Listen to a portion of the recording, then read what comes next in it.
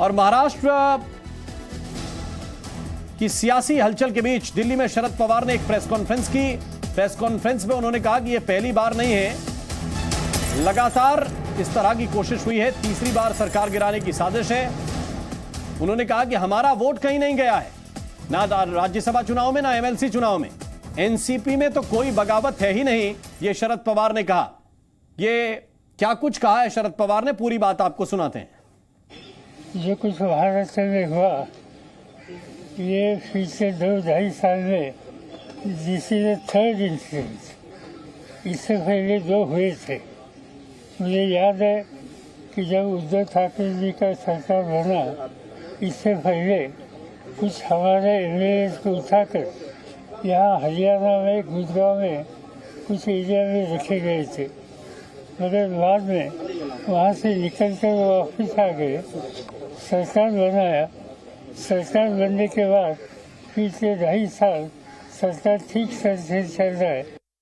ये शिवसेना का internal issue है। वहाँ जो अंडरस्टैंडिंग है तीनों पार्टी में, इसमें शिवसेना के पास मुख्यमंत्री की जिम्मेदारी है, डिप्टी सीएम एनसीपी के पास है, और इनफैक्ट बाकी जो मंत्रालय है इसकी जिम्मेदारी सरकार के कांग्रेस के ऊपर है। जहाँ तक लीडरशिप में कुछ बदलाव करना या किसी को वहाँ मौका देना, वो उनका इंटरनल इशू है, जो शिवसेना की लीडरशिप इस पर जो कुछ तय करेंगे इसके साथ हम रहेंगे।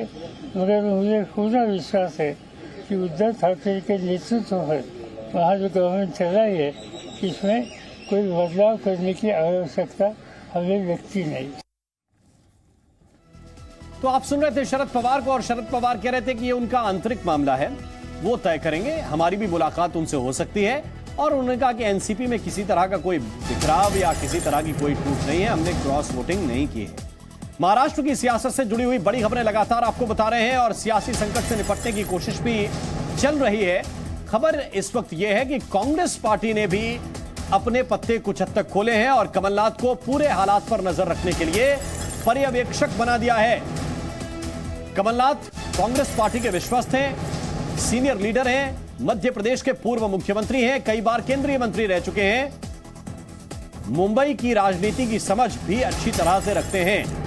तो कमलनाथ को पर्यवेक्षक बनाया है। कमलनाथ अब ऑब्जर्वर होंगे और महाराष्ट्र की राजनीति में क्या हो रहा है, क्या संभावनाएं कांग्रेस के लिए बेहतर हो सकती हैं, कांग्रेस के लिए क्या बेहतर किया जा सकता है, क्योंकि संख्या 44 की कांग्रेस के पास भी, और ऐसी परिस्थिति में जब 2-2 विधायकों का संकट हो तो 44 की संख्या भी कोई कम नहीं होती है। और इसीलिए कांग्रेस में कोई टूट ना हो और कांग्रेस पार्टी के लिए क्या बेहतर विकल्प हो सकते हैं, उसको लेकर इस वक्त ये बड़ी जानकारी मिल रही है कि कमलनाथ को ऑब्जर्वर बनाया गया है।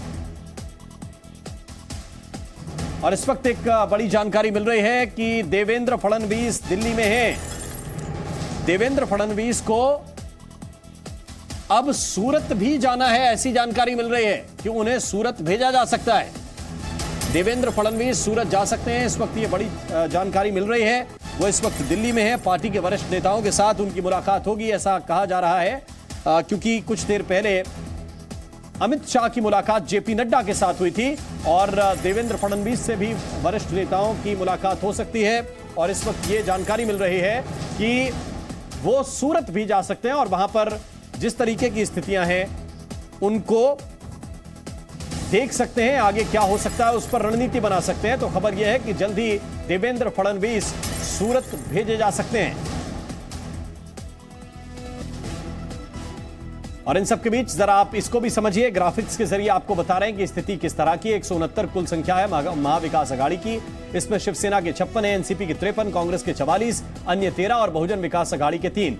35 अगर बागी होते हैं तो 56 में से 35 घट जाएंगे, शिवसेना के पास 21 बचेंगे और इस गठबंधन के पास कुल मिलाकर 169 में से 134 की संख्या बचेगी, जो बहुमत से कम रह जाएगी। शिवसेना गठबंधन के पास 134 बचेंगे और बहुमत जो है 144 का होगा। 144 पाने के लिए कम से कम 10 और जोड़ने पड़ेंगे, वो कहां से आएंगे, उसी का गुणा गणित चल रहा है। Presenting B News app, available on Google Play and App Store. Download it now.